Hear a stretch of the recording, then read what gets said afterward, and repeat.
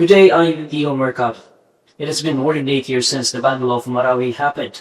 We've seen progress so far, but so much could still be done. Joining us today is the President of the International Committee of the Red Cross, Mariana Spolarich, to illustrate insights on your visit here in Marawi. Good afternoon. Good afternoon. You just visited Marawi only a couple of hours ago. What struck you the most during your visit? The level of destruction is of course significant, and the level of reconstruction is low. That said, it exemplifies how quickly a conflict happens, how quickly the destruction happens, how quickly suffering is caused, and how long it takes to recover. Recovery is always as long as the ways in which the conflict happens, and the more the parties to the conflict conduct operations in respect of protecting civilian populations and civilian infrastructures, the easier it becomes then to return to normalcy after the conclusion of a ceasefire. Now, the two elements in this conflict that are positive, on one hand, is the willingness of the government, of the local authorities, to work with organizations like the International Humanitarian Boss. We have the very structured, very productive dialogue with all relevant entities in support of the local communities. And the local communities themselves work with us and work very actively with us to find solutions to the daily burdens. Now, two elements tend to become protracted in this conflict. One is the long-term displacement. So we are working at the moment to find pragmatic solutions for the local populations and long-term displaced communities to find livelihoods, to return to a life where they become the agents of their future again, where they can return to work, return to building their own future, and that, of course, will require housing, that requires access to basic services, access to health and access to education, but also access to transportation, because what I could see is that some of the displaced communities here far away from the centers and don't have the means to access the services that they need on a regular basis and when they need them. Another concerning area is the cases of the missing. We are working with the authorities, both at the national, at the local level, at the regional level, to be able to identify the missing people. There are virtually 300 cases for the families to find peace, either to be able to bury their relatives, their dignity, to be able to mourn, but also to be able to calm their souls, because they're in constant agony, not knowing when their relatives are still alive or have passed in the meantime.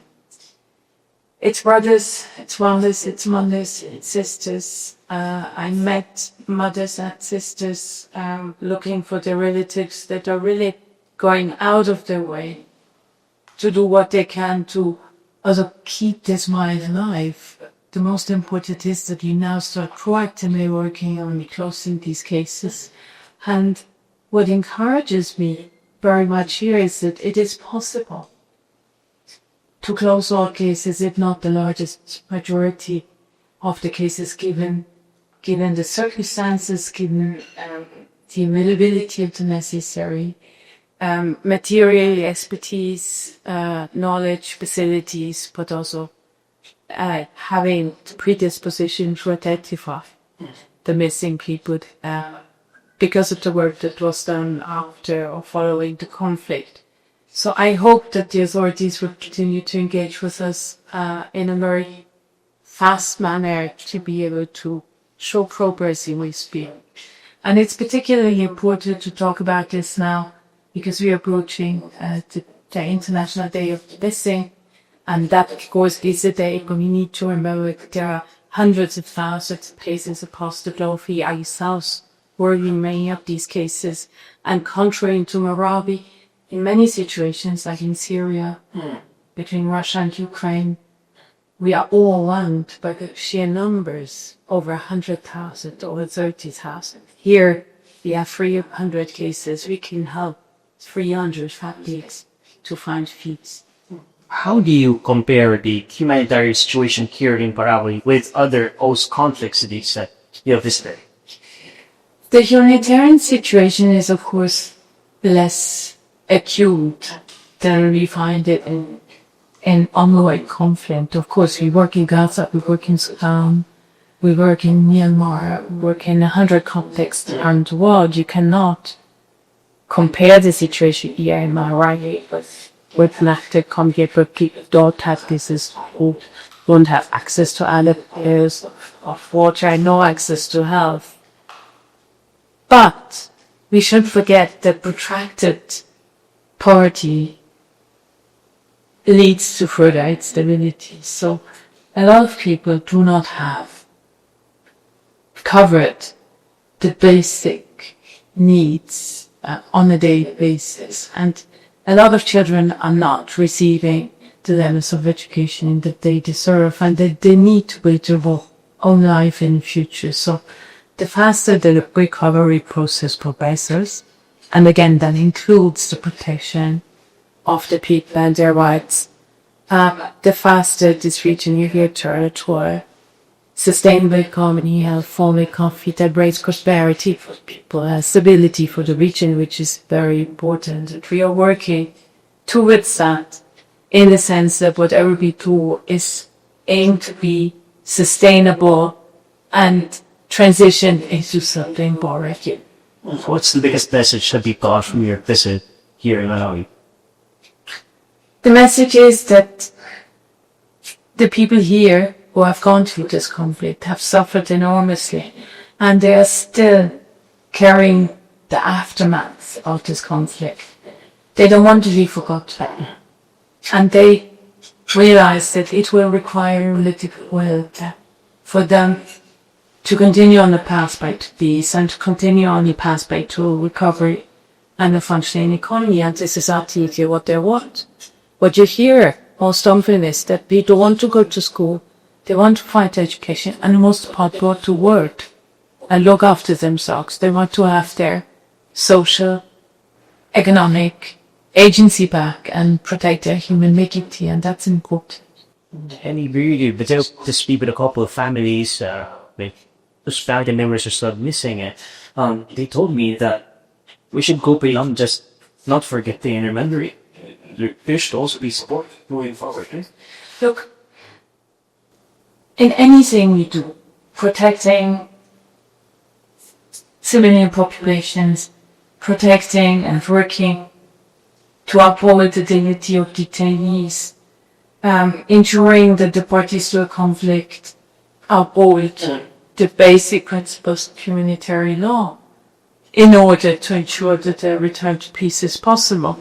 In all these areas, one thing is a condition for our success, and that's political will of whoever carries political might and authority. And that could be at the local, regional or national level, or even international level.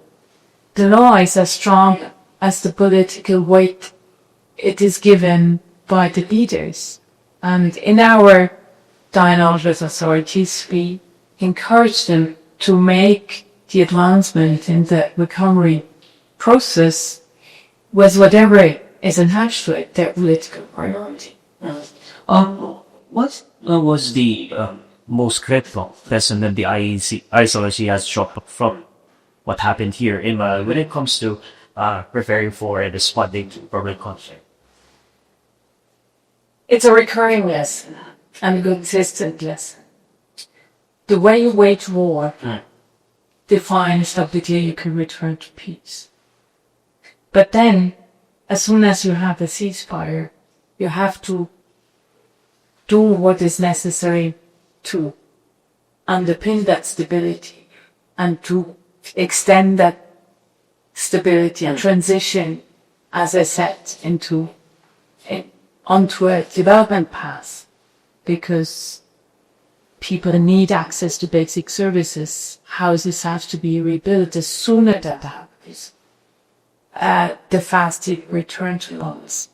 For us, the Nestlé, apart from at all times insisting on the respect of the rules of war, is the fact that the sooner we can come and help the people, the sooner we can be present and talk to the authorities, the more we can build on the existing trust and dialogue with all parties, the more we can help the local population and especially the civilian population. But we can also work with armies, with defense systems, with the local police to make it easier for them to uphold the law.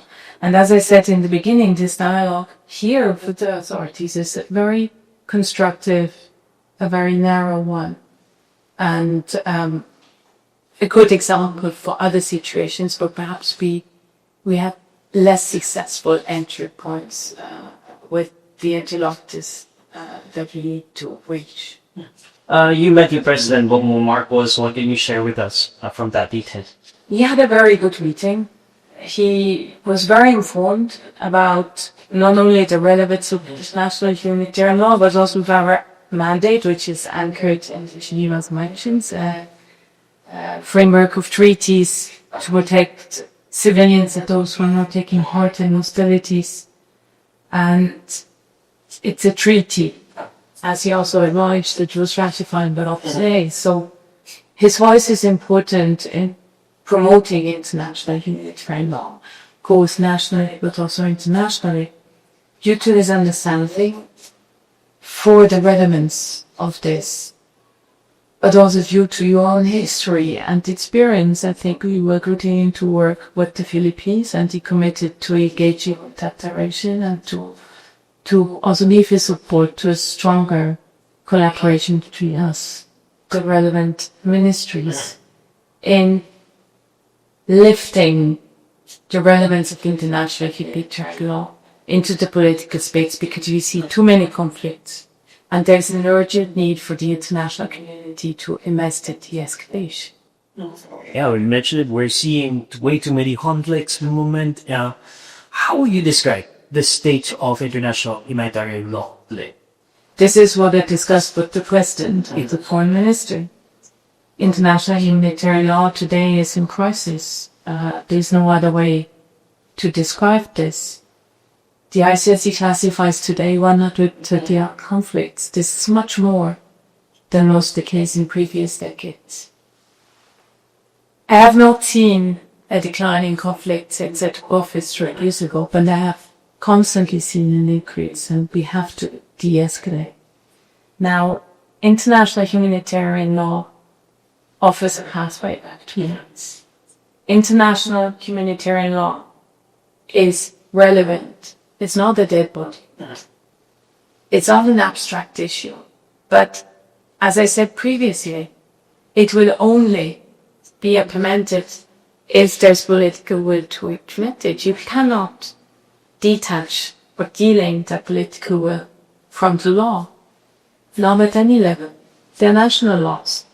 They are only implemented if there is the necessary framework, if there are the necessary institutions to support its implementation.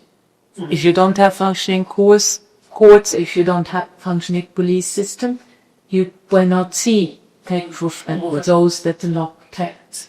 Which brings me to this question: what do you think is preventing the IHL from being treated as a political priority?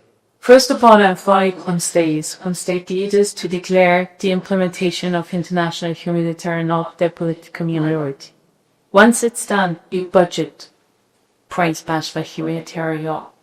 You make sure that your institutions are aligned, that your national legislation is aligned, that your courts have the capacity to follow up, that your soldiers are being trained, that your military strategies are being adjusted. You have to invest in peace, and investing in peace means you're investing for piles with international humanitarian law already at peacetime to be prepared for the event of conflict. But there's another dimension to this. You have to call your allies if you feel that they do not fully comply with their obligations. Because again, the Geneva Conventions were ratified by all states, and in our reading, and we have linear for 160 years doing this work, in our reading, states have a clear obligation to respect, but also to ensure respect for international humanitarian law, to protect the basic dignity of the human being, of the citizens, of their own citizens. What can you... some critics say that IHL is outdated for modern conflicts like cyber warfare. Some even say that IHL is useless because it's very rare that someone faces justice for violations. What do you say about those criticisms? First of all, war has always been defined by technological advancement. The Geneva Conventions are more than 75 years old, but the first Geneva Conventions is as old as the ICRC, over a century. During this time, war has evolved, technology has evolved, and in the meantime we have artificial intelligence, we have cyber operations, etc., etc. None of this excludes the applicability of international humanitarian law. On the contrary, it applies, and it is applicable. You can implement international humanitarian law in cyber operations just as you implemented kinetic laws. There's no difference. And we work with states, but non-state actors, with the academic institutions, with the business sector, to explain to them what they need to take into account in order to be compliant with the international humanitarian law obligations that they carry. Because states have a clear first obligation, but on-groups, non-state on-groups have legal obligations as well, and the business sector has legal obligations as well. Now, it's not useless, because we work under crises across the globe, and every day we visit detainees. Every day we work with authorities to improve the conditions of the detainees where it's necessary. Every day we reunite family members with their loved ones. Every day we manage to ensure safe passage for someone. Every day we bring food to a person that is in need of assistance. We run field hospitals like we do in Gaza, or we save people's lives every day. None of this would be possible if there were total disrespect for international humanitarian law, because that would be, we have absolutely no access. But the dangerous thing at the moment is the tendency to say total victory is possible, and there are no wars anymore, and that is very, very concerning. I'm not concerned as much by the fact that the rules are broken as I am by the fact that today the rules are being called out, and hence the necessity for states to reverse this tide, to stand up and to say, no, if you want peace and stability, we have to invest in peace and stability, and the key to it is to respect the rules of war for what they were designed for, and that is first and foremost protecting civilians, protecting those who are not taking part in the combat, and especially women and children, elderly people who have nowhere to go and who are not safe unless these rules are respected. What needs to change in governments, in areas, institutions to cement make compliance with IHL? It's very simple. State leaders, government leaders need to say, we'll do this. They implement what is necessary into their national mechanisms.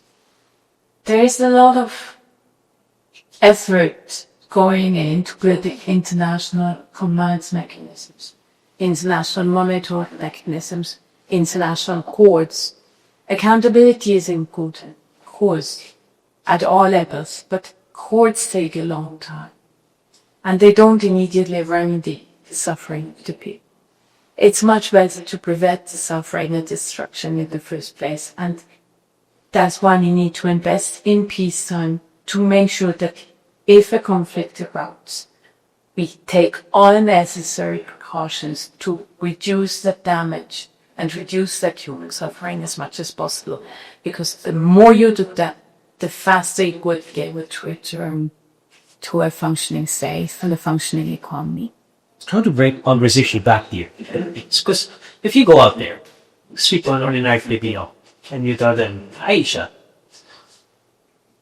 they would just tell you, I'm more worried about the food on the table, I'm more worried about the jobs. How do we make Filipinos appreciate or understand that this issue is an important thing to discuss? How do we make sure that they realize that this issue is much closer to them than they think?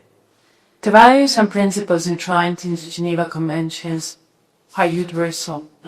Otherwise, you wouldn't have convinced all states to put their signature under it, to commit to it, at least as a forensic. It goes across cultures, across ethnicities, across languages, across social, levels.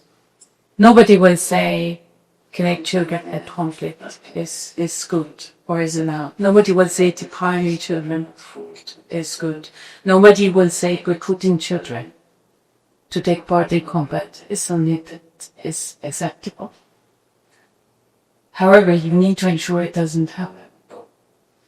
Now, when you translate what is written in the Geneva Conventions to the people, they will immediately say, yes, of course, we support that. And we have to become better in translating it, making it more comprehensible, changing the tone, changing the language, using new words. The problem is not the law. The problem is that we are too technical and too legalistic about how we talk about it. And this is something that we are taking on very actively also at the ICRC. We are producing different forms of statements, we are working with different tools, especially new technologies, in order to visualize better and raise awareness for what it means. But essentially it means making sure that people at all times have access to adequate food, we take access to water, that hospitals are not destroyed. There's no reason to destroy hospitals in the first days of the conflict. But unfortunately, in many parts of the world, this is what we see. That hospitals are systematically attacked. That water systems are systematically attacked in the very first phase of the conflict to drive people out, to put pressure on the warring parties. And that is an unacceptable instrumentalization and a misuse and abuse of this appropriation. Which brings back the discourse to addressing the needs of the people. So important is that aspect to peace building. That's a first. If people don't meet their needs, if they don't have enough to eat, you will not have peace. You will not have a ceasefire. They need to ensure that if they put down your weapons, they will have what they need in order to survive. In the absence of this, nothing good can ever be installed. Very insightful discussion. Thank you for your time. Thank you. And that is ICRC President Marianne Smolarich.